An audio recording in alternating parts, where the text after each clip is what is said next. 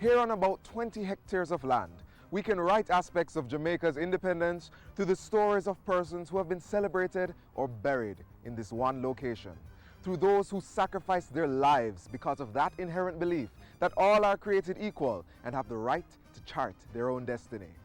As we prepare for independence celebrations tomorrow, let's reflect on the contributions of those who have gone before us. I am Theodore Henry. Jamaica Magazine comes from the National Heroes Park. Stay tuned.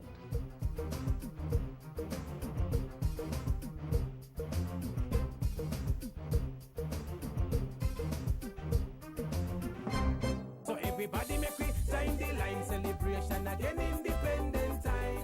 For Independence 2015, the Randy Williams Entertainment Center is the place to be. From August 1 to 6, the Hope Road location will be transformed into an Independence Village. Come out every day at midday for lots of cultural fun and excitement. Lunch or concerts, cultural discussions, a kiddies village, displays with distinct Jamaican pieces, nightly entertainment, and food can done. For more information, call JCDC at 926-5726-9 or email library@jcdc.gov.jm. Independence 2015, proud and free Jamaica 53.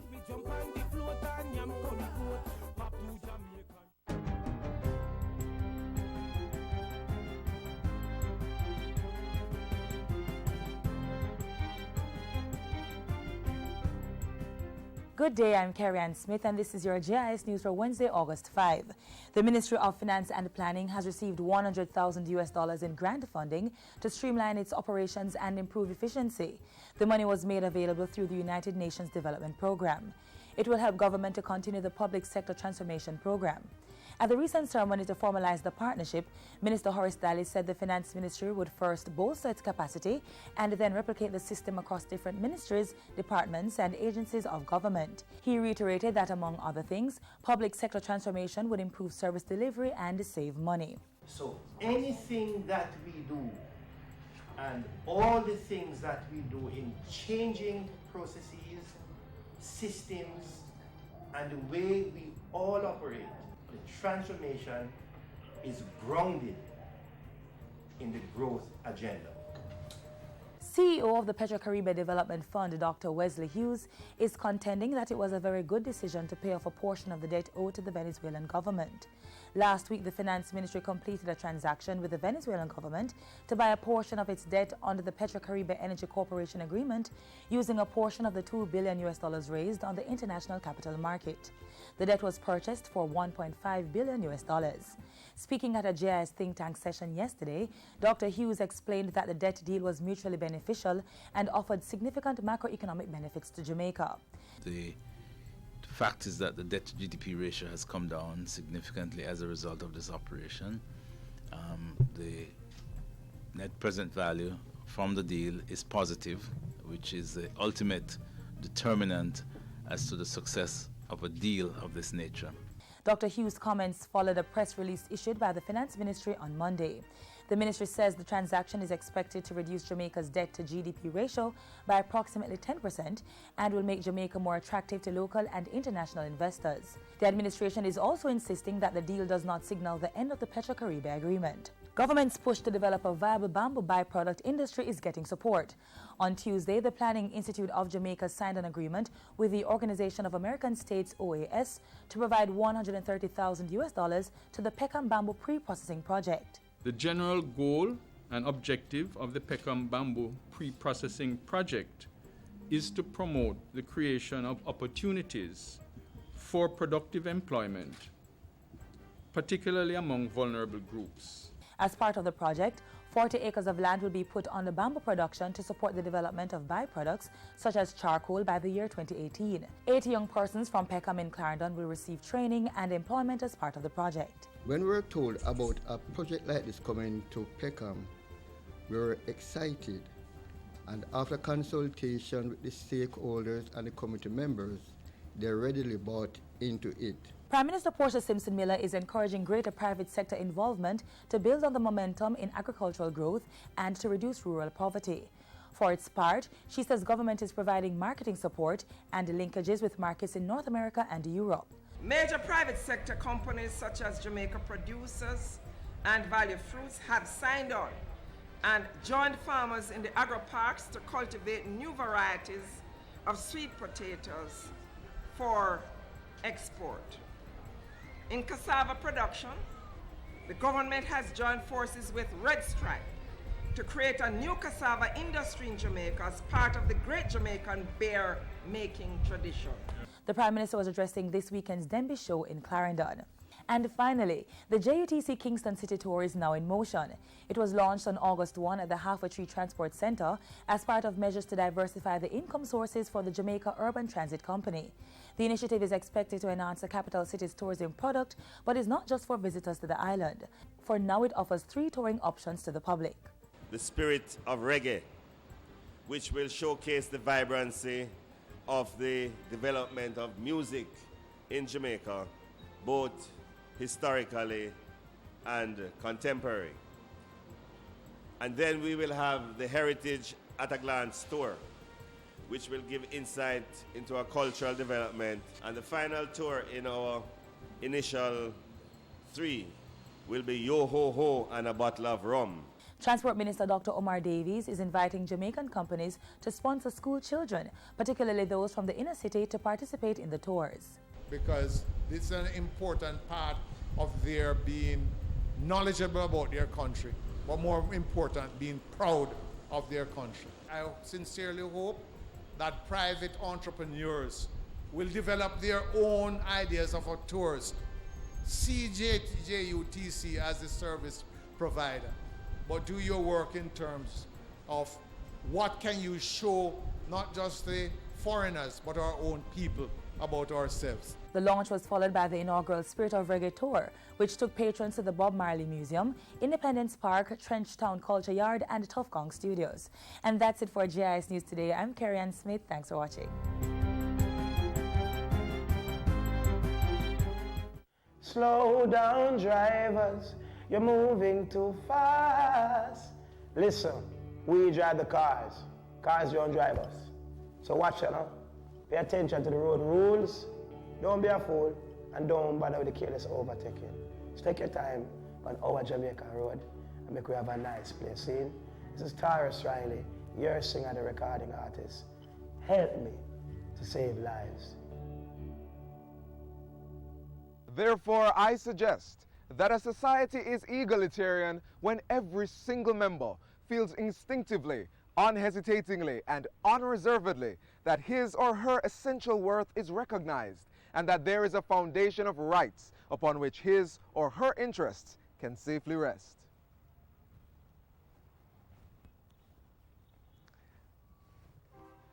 Many Jamaicans know firsthand what it takes, the struggle to rise above poverty into social and economic fulfillment. For persons like Marcus Garvey in the 1914s and Michael Manley, as we read from the quote behind us, in the 70s and the 80s, this was a major issue, one that they tried very hard to correct. For the government today, it is still a cause of concern, and they are working overtime to ensure that persons, everyday persons like you and me, are able to rise above poverty into personal fulfillment.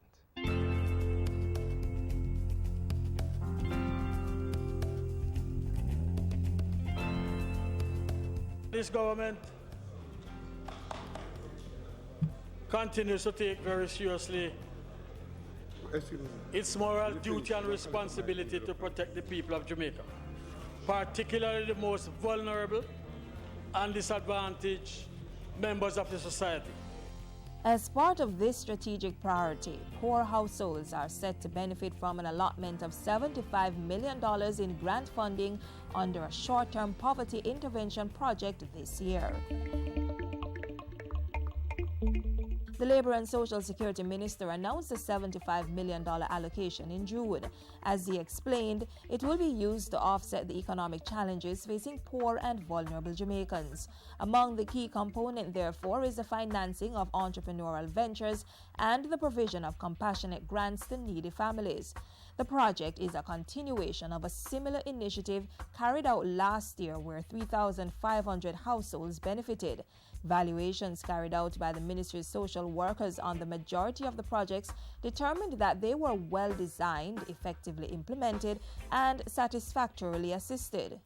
It's a collaboration with the Ministry of Labour and Social Security and members of Parliament who received an allocation of $1 million each after submissions to the Ministry.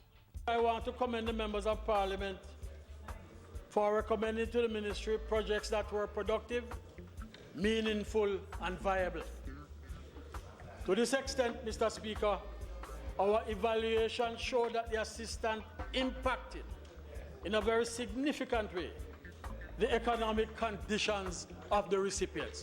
And by enhancing the economic livelihoods of the poor, it is expected that national development will be positively impacted.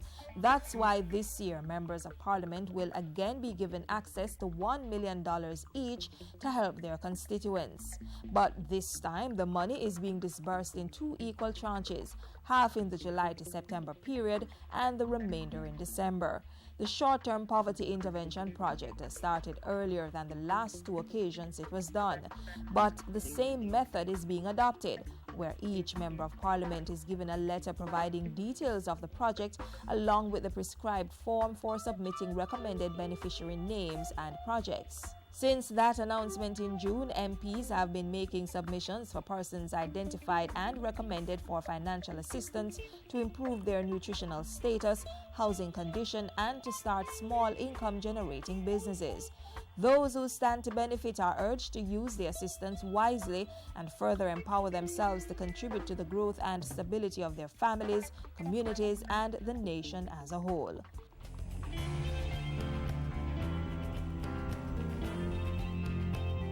Alleviating poverty, improving the standard of living of poor Jamaicans.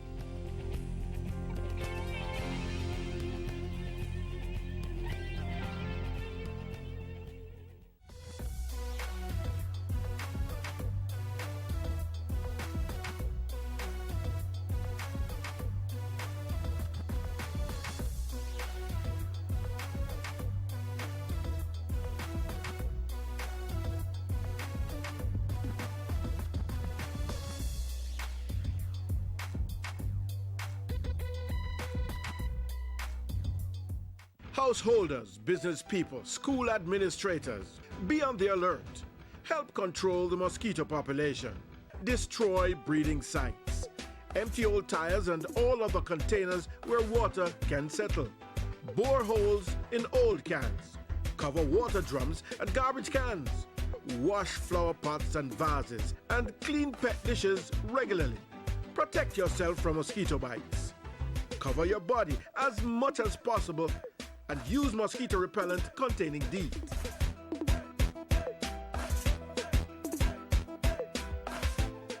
It's a prayer and it's a song, and I can assure you that both were used in large quantities during Jamaica's long path to independence. It's one of the most popular songs on the island, and if you've guessed so far that it's the national anthem, you are correct. Now we're going to learn about the proper protocols for its use.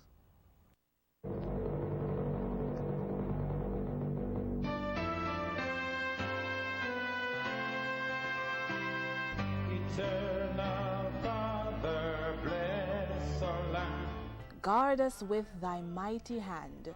Just 2 of the desires scripted in our collective prayer for the beloved country of Jamaica, its national anthem.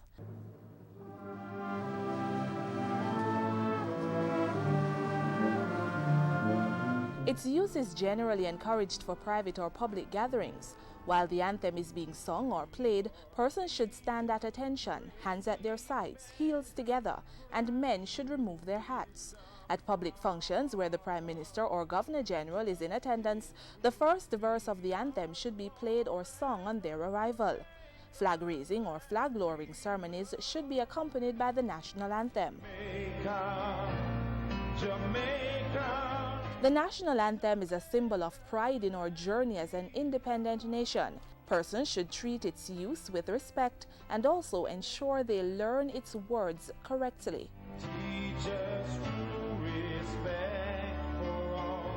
To find out more on the guidelines for use of the national anthem and any other symbol, contact the Protocol Office in the Office of the Prime Minister, 1 Devon Road, Kingston 10, telephone 927-4101, or the National Library of Jamaica, 12 East Street, Kingston, telephone 967-1526 or 967-2516.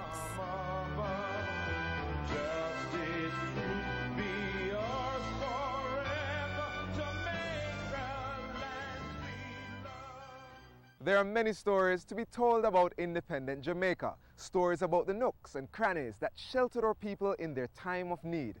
Sam Sharp, Paul Bogle and Nanny, among many others, knew these places well.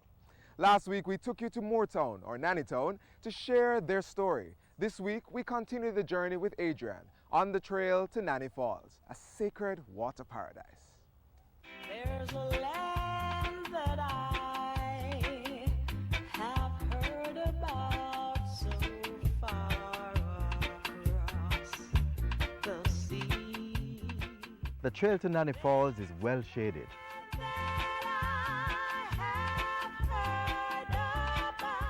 On this path there is much to discover, such as how the Maroons quenched their thirst on and off the battlefield with the vine from the cocoon plant.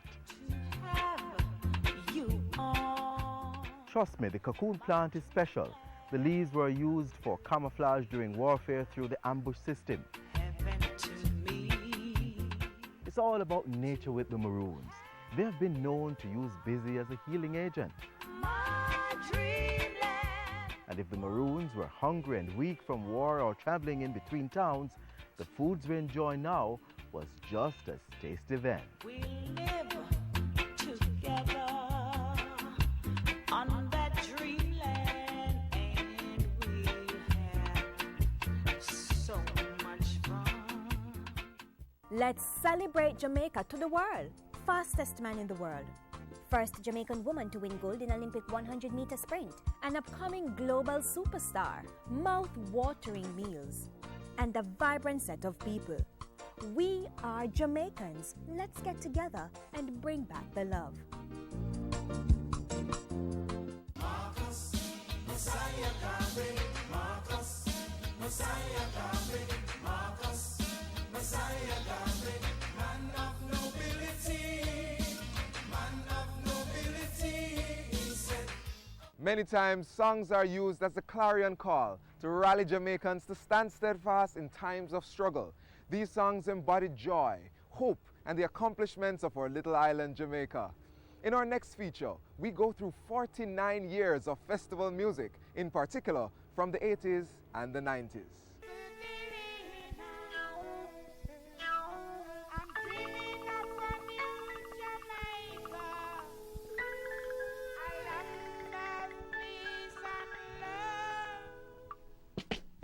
It was also the beginning of a new era in the festival song competition.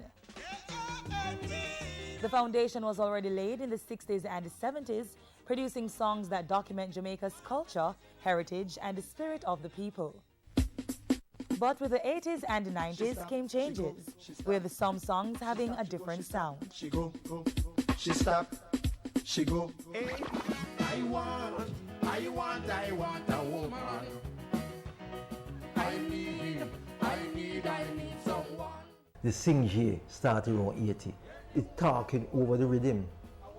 You follow what I'm saying? So it created a whole new thing where the dance different and the whole attitude different. So it was known here as melodic and as sweet as the 60s, 70s. And there were other changes. In 1994, word came from the Jamaica Cultural Development Commission, JCDC, that the then 29-year-old festival song competition would be renamed the Popular Song Competition. The aim? To represent the music of the day and to somehow cause the music to have appeal beyond the independence period. The festival song too, if you check a lot of them, had, whenever a festival come, the songs they were kind of like a momentum or jump up feel to it. I guess because they wanted to be celebratory.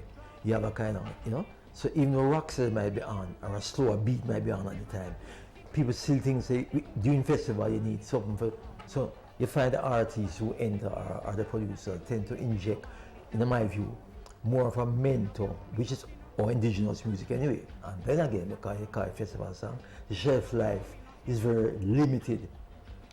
A festival song seldom lives after independence. It is used to drum up feelings and excitement up to festival. After that, so sales and things will be gone. The change also set out to attract younger artists who were into reggae and dancehall and persuade the more established ones to participate. There was this feeling among them that when you enter festival, they are stigmatized as a festival singer, and so they didn't see themselves entering it. And worst of all, they feared entering. And one of them know me, man, from the rural parishes, be them.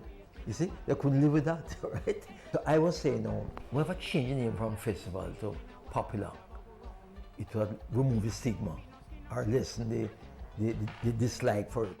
To the younger artists, however, they saw the festival stage as an opportunity to shine.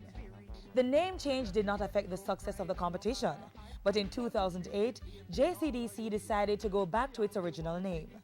I didn't get the kind of response I thought it would have caused by changing the name and having these more reputed artists entering. It didn't happen. But the public didn't say a word. But years after, they figure the tradition should be maintained. Let's go back to festival song contest.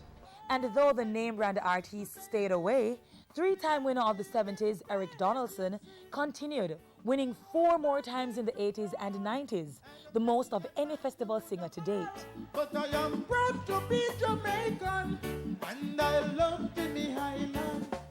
Another high point of the festival song competition in the 80s and 90s, it produced the first female winner. Mr. Give me back me sweet Jamaica, me land of sugar and rum. Give me back me sweet Jamaica, me little island in the sun. This period also gave rise to the popular Give Thanks and Praise artist Roy Rayon. He took home the top prize 4 times. So give thanks and praises, we are still alive. Going walk through the valley of the shadow of death, we survive.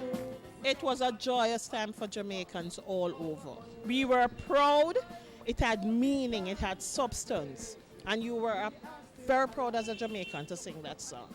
My first time I entered would have been 1980. And it's not true that every time Roy Rayon entered, he won. Not true. I've won some second prizes, but they don't count. The top prize is what is most important. Other multiple winners included the Astronauts and Stanley Beckford with 3 each. Contributing to the success of the 80s and 90s were the road shows. Because our songs really and truly, they got exposure. Great exposure. You were going island-wide doing 14 shows. The songs were, you one song, each song was playing like 3-4 times, 5, could be up to 6 times per day. That's the sort of rotation for up to 6 weeks. So so you monitor that. You don't care if you didn't like a song. Everybody knew every song.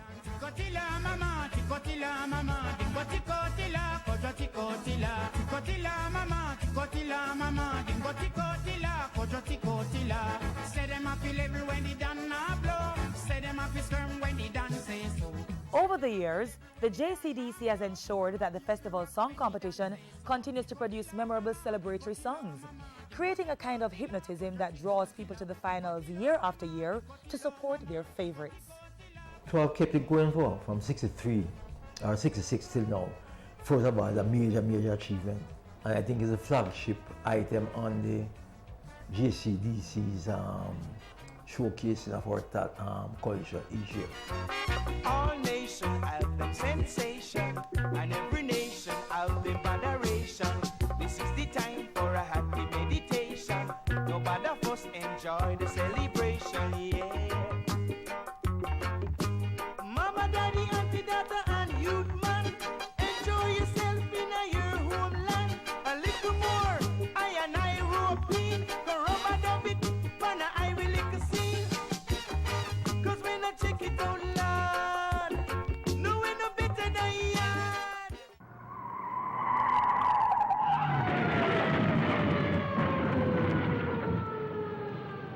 Each time you're not paying full attention to the road environment, the greater your chances of getting in a crash like that.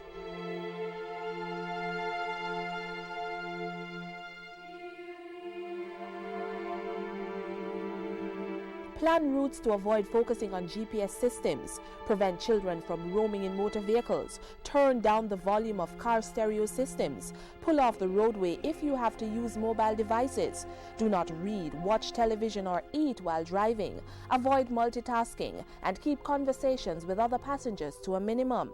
Whether you walk, ride or drive, avoid potentially fatal distractions.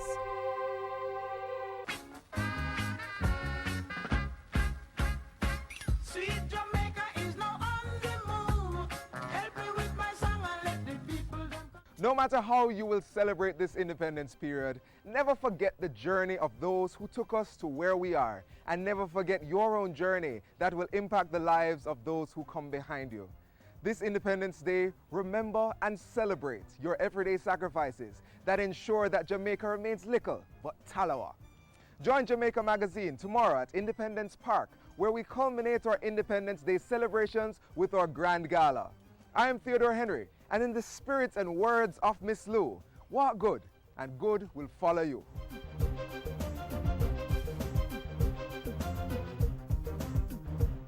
This has been a production of the Jamaica Information Service, the voice of Jamaica.